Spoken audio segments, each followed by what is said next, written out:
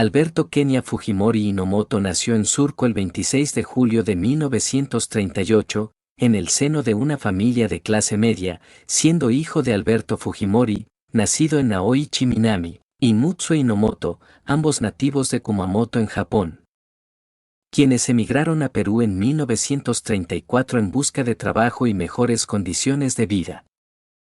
Fujimori realizó sus estudios escolares en el Colegio Nuestra Señora de la Merced y en la Gran Unidad Escolar Alfonso Ugarte en Lima. Cursó sus estudios de agronomía en la Universidad Nacional Agraria La Molina en 1957, donde se graduó de ingeniero agrónomo en 1961, primero de su promoción. En 1964, estudió física pura en la Universidad de Estrasburgo en Francia, y posteriormente siguió un posgrado en la Universidad de Wisconsin-Milwaukee en Estados Unidos, donde obtuvo el grado de máster en Ciencias Matemáticas en 1969. Regresó a la Universidad Nacional Agraria para ser profesor y posteriormente llegó a ser decano de la Facultad de Ciencias Agrarias.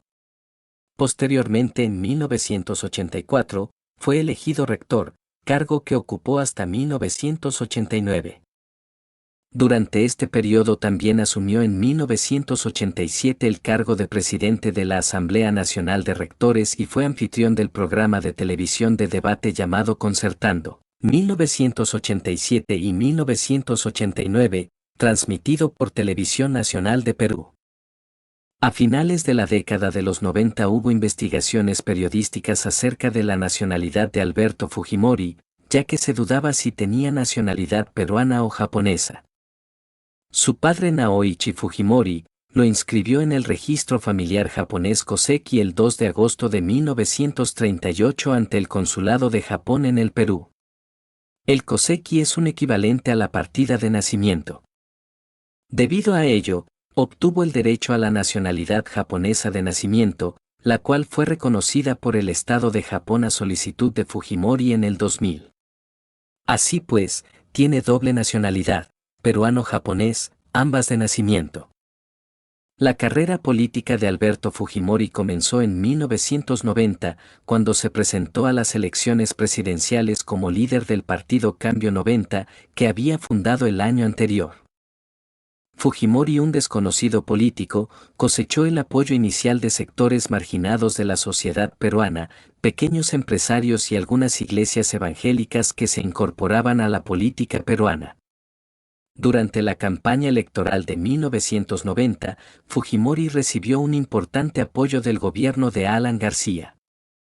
Los medios de comunicación progubernamentales apoyaron a Fujimori y criticaron a Vargas Llosa y a su partido, el Frente Democrático, Fredemo, pero guardaron silencio sobre las acusaciones de evasión fiscal contra Fujimori.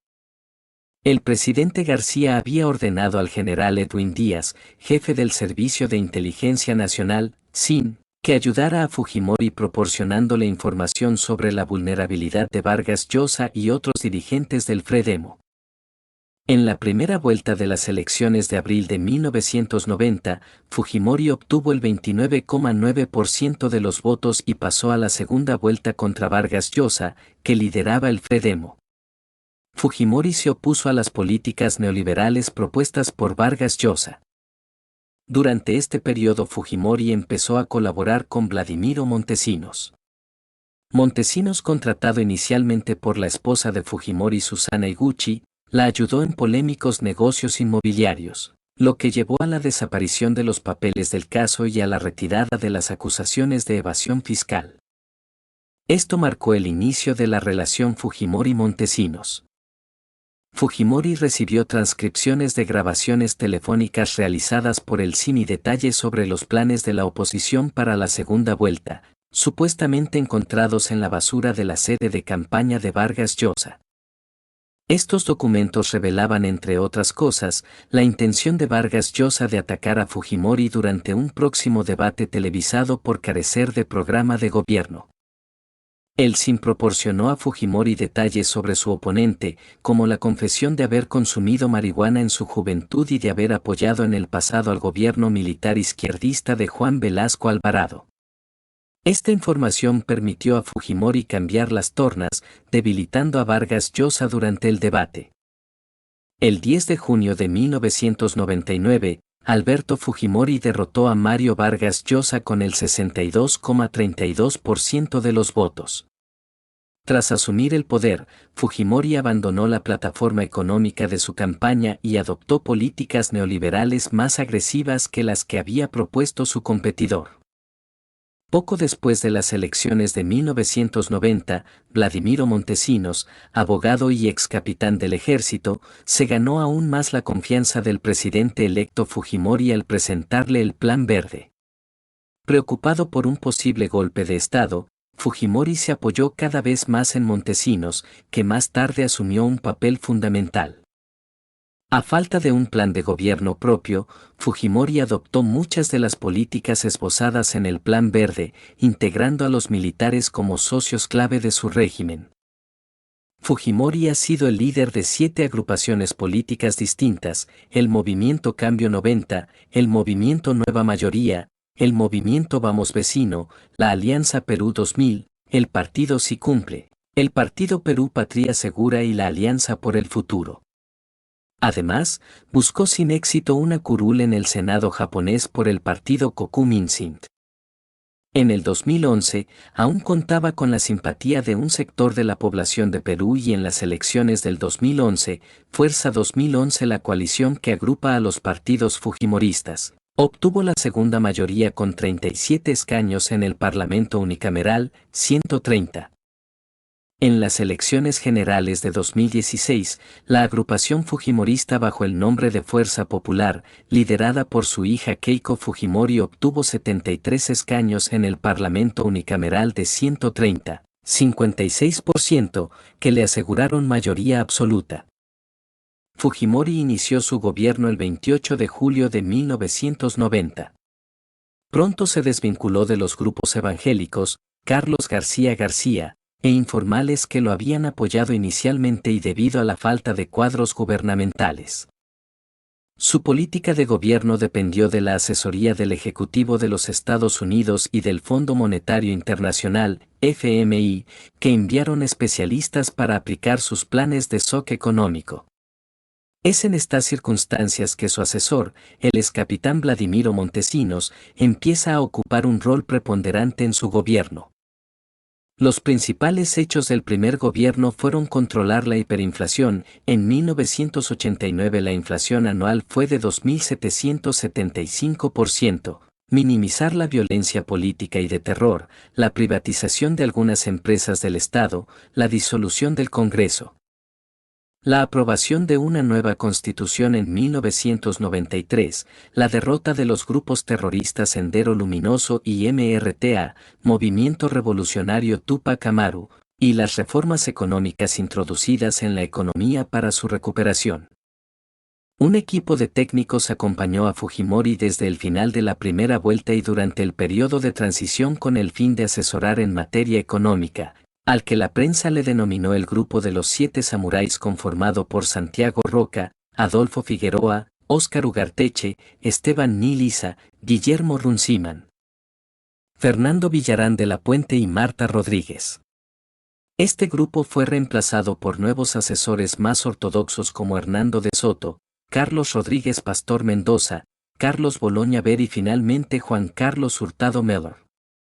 Alberto Fujimori, a diferencia de Mario Vargas Llosa, había negado la implementación de un shock económico durante su candidatura. Sin embargo, a los 9 días de la toma de poder el 28 de julio de 1990, el gobierno tuvo que seguir las recomendaciones del Fondo Monetario Internacional.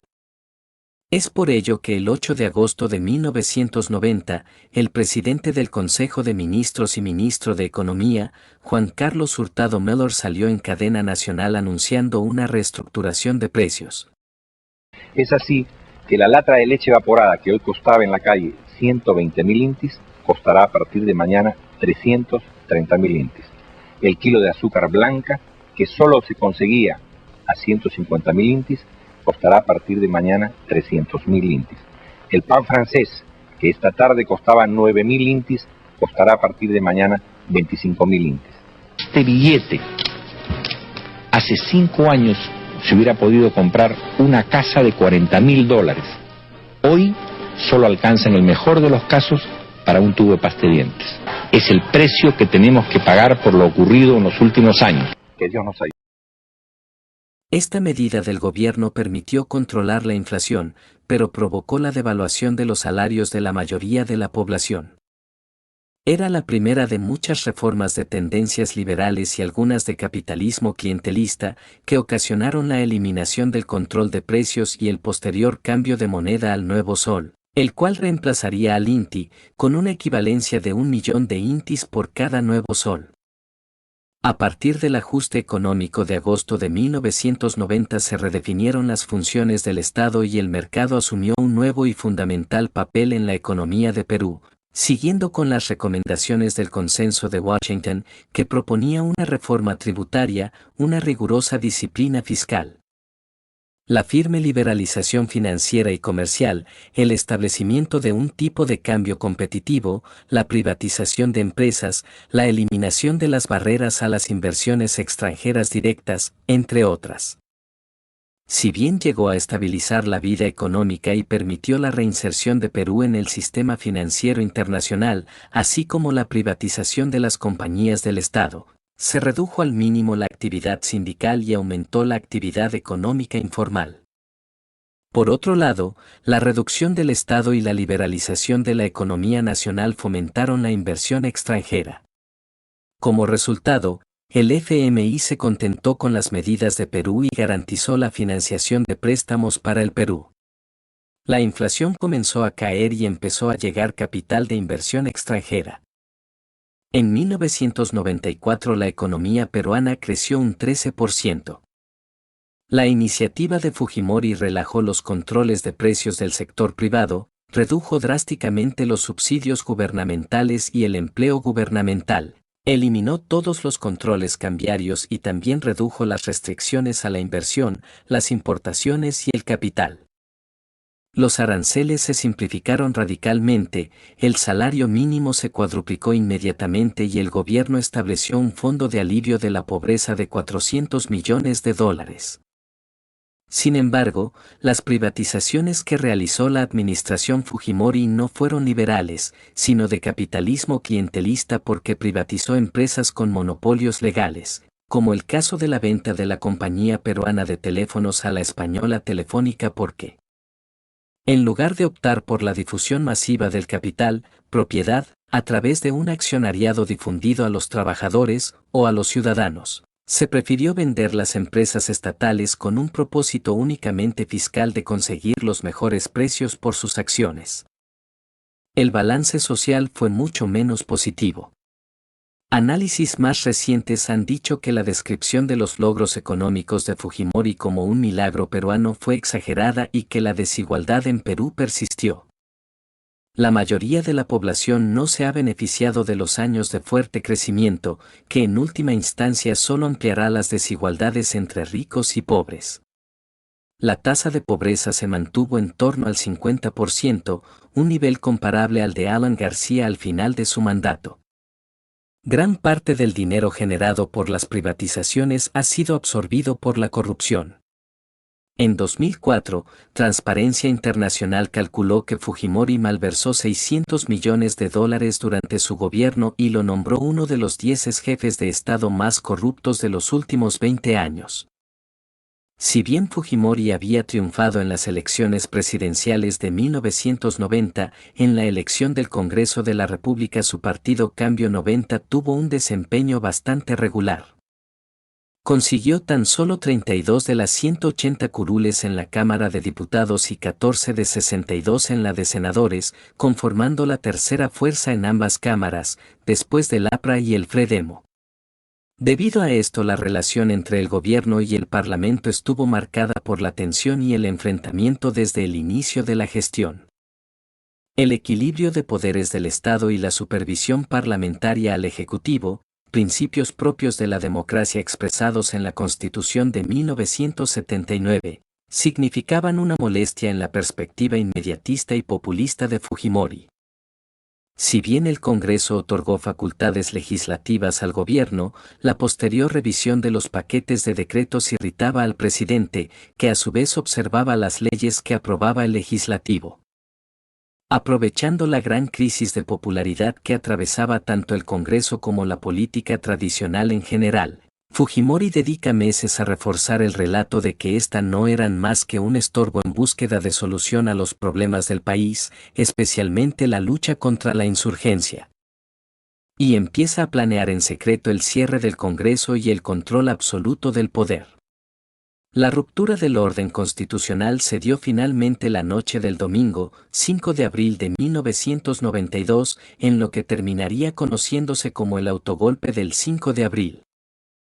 Fujimori emitió un mensaje a la nación en el cual ordenaba disolver el Congreso de la República y suspender las actividades del Poder Judicial, mientras las Fuerzas Armadas se desplegaban en las diferentes ciudades, rodeando las sedes de las principales instituciones democráticas y las casas de opositores políticos, asaltando medios de comunicación y secuestrando personas, como el periodista Gustavo Gorriti.